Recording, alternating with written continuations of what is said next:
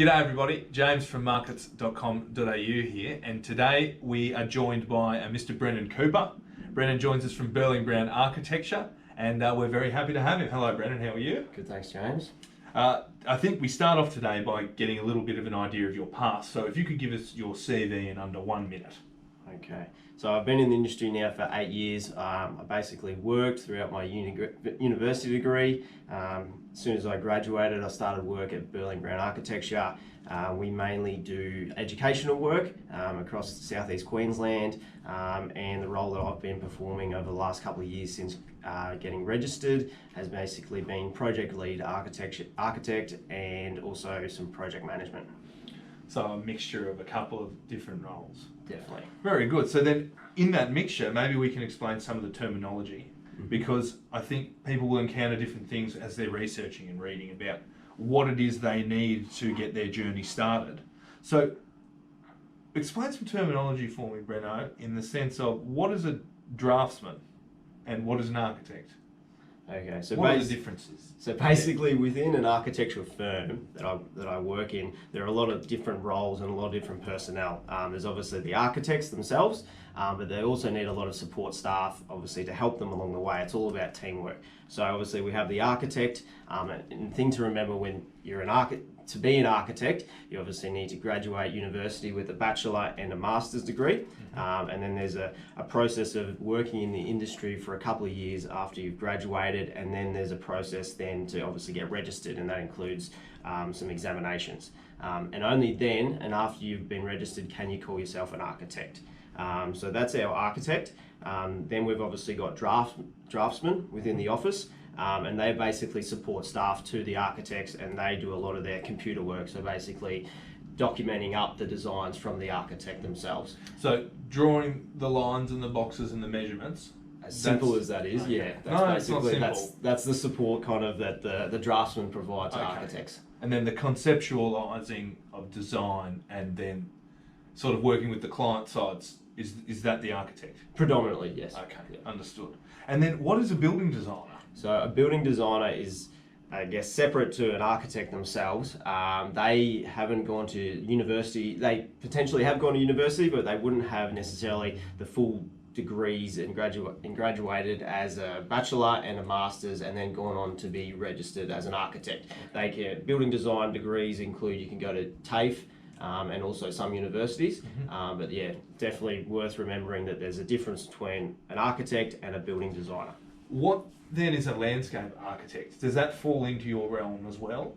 So I'm not qualified as a landscape architect per se. Okay. That is a separate qualification. Yep. We do landscape architecture. We can provide external kind of landscape kind of designs, but within Brennan we actually have a landscape architect, and we pass on all of our external kind of works and our landscaping to her, and she obviously really helps us out with that. Okay, so that member of the team would do the designing of, let's say, the lawns and the plant. Do they select the types of plants? What about water fountains?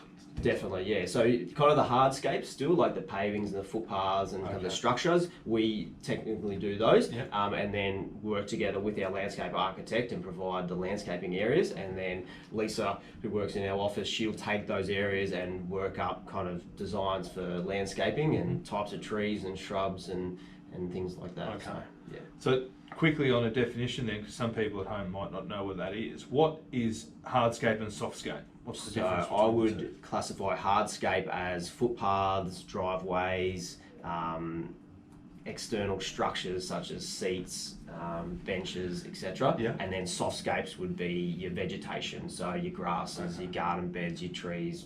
So the trick's in the name. Yes, yeah. Hardscape, basically, okay, Understood. So then she's got, or that member has got qualifications as to a be landscape architect, yeah. Because I assume they'd need to understand plants and water and things that help plants grow. Yes, yeah. She's got a background in horticulturalism anyway, and that's obviously helped her down that path and where she's at in her experience. Fantastic. So what drove you then to be an architect? What drove you down the crazy path of architecture. It is a crazy path. I guess personally, I've been on job sites since I was a little boy kind of thing. Growing up, my dad was a land surveyor, Yeah. so working on roads to houses, I've basically always been on job sites and got to see houses get built in front of me, and just always thought that I'd want to be the one drawing them up and designing them for one day that other people could live in or use. That's a really nice story, actually, because we were similar. The smell of a building site for me is very personal because we grew up always going to visit the building site when we were kids. Yep. And so what are the different disciplines then in architecture? The different disciplines are really widespread. Obviously, you have your standard, there's residential market, there's the commercial market, and then even within the commercial market, there's obviously retail, there's health, there's education, the list kind of goes on and on. Health, education, for those taking notes at home, because I'm taking notes now, and industrial, does that fall under? That would be potentially another whole industry, a discipline. Explain then, if you can, what type of architecture you guys specialise in at Burling Brown. Yeah, so Burling Brown, we're predominantly in the commercial discipline. Basically, more so than basically education buildings. So a lot of the schools around southeast Queensland, we have long returning kind of clients that come back to us year and year again. It's a pretty interesting and really fulfilling kind of relationship and role that we have working with all these schools and providing new spaces for kids to obviously interact and learn in. And they're long-term jobs, right? Because it'd be very rare that they finish quickly. Obviously, the standard process with a job, say a building can take up to say a year to get built, again, depending on the size and what's involved. But obviously, there's the building side of it, but before then, there's potentially 12 to 18 months of design work and approvals, and so it's Like anything, if you do your work up front, like if you're buying a house, you do your research up front, then it becomes a simpler process as the building begins. But it's never simple because there's always something complicated. The more prepared you are, the better you can tackle those challenges. Yeah, definitely. And obviously we've built up a rapport and an experience with all of these clients that we have in these schools, and the experience that we have, we understand that there's pretty similar buildings over and over again. So we've had a couple of questions from members in the group about the process of when an architect is engaged to when they're sort of off the job and when they complete. Can you explain the process for us from start to finish? Okay, it's a very lengthy process. It's a long I'll try and Understood. keep it short. Yeah. So basically, the client will give us a call. They've basically got a project in mind. We go out and see them. Obviously, for instance, with our schools, they've already got the land basically there, whether it's a greenfield site, so obviously there's no building there, or whether there's a building already there and we're going to refurb it, or we're going to knock it down and build a new building. Then obviously we have meetings with the client. They have they provide us with a brief. We go away and do, say, a schematic design or a sketch design. Yep. And that's obviously the start of the process. Then there's design development after schematic design. Throughout that process, we obviously need to go to the council and get any approvals.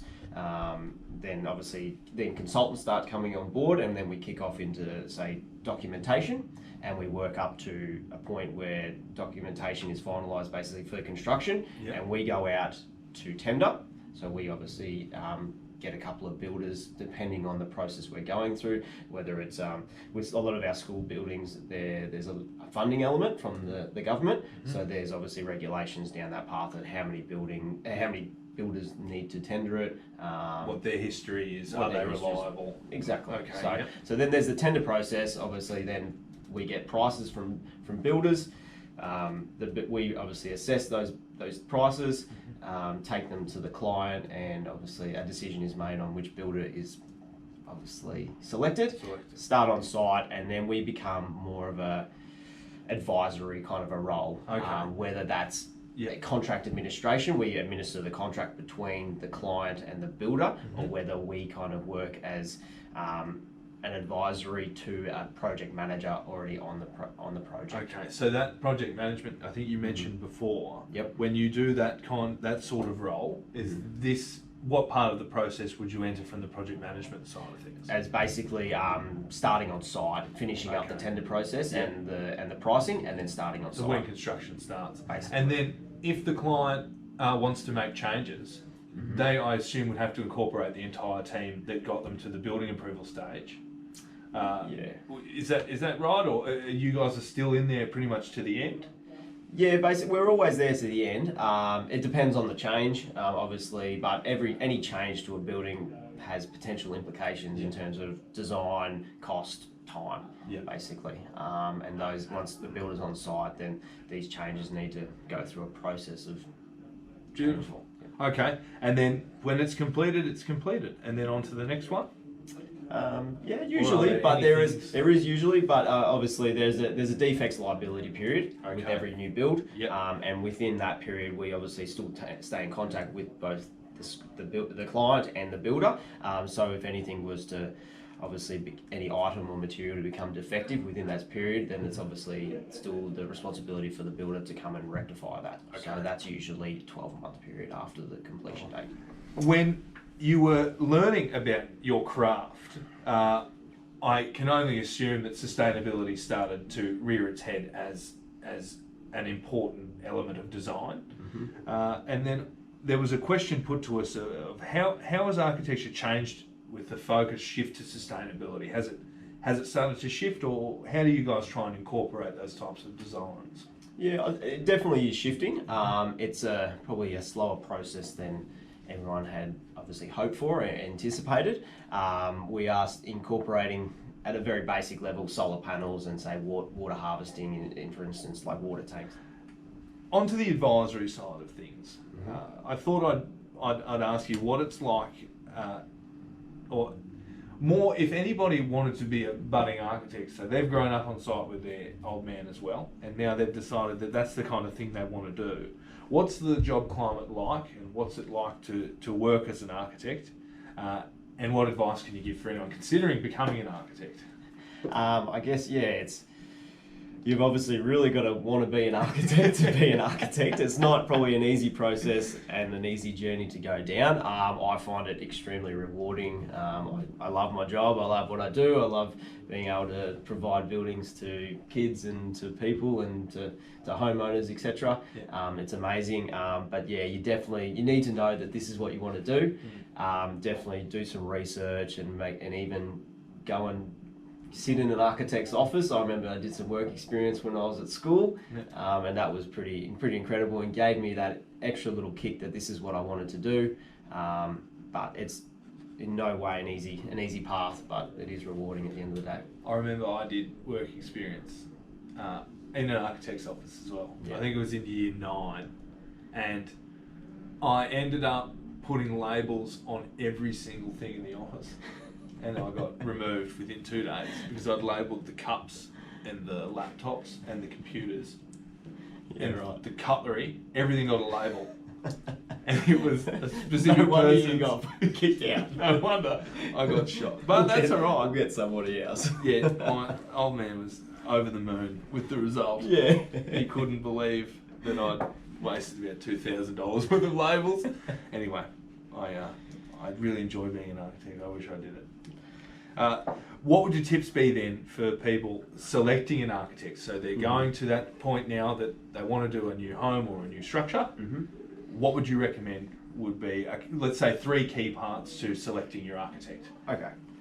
So definitely, I guess the first is, the project that you're undertaking. Are you undertaking a house? Is it a school building, for instance? Is it a church? Is it a shopping centre? And then the architect needs to be, you more than likely have experience in that discipline, let's say, and that would be number 1. Potentially number 2, obviously, I still think there's a level of relationship with an architect and a client, or I think you need to be able to have a good rapport with them, be on the same level, and being able to communicate, obviously, a design brief from, say, client yourself and me, the architect, being able to interpret that into kind of the design form on a piece of paper that can obviously get built.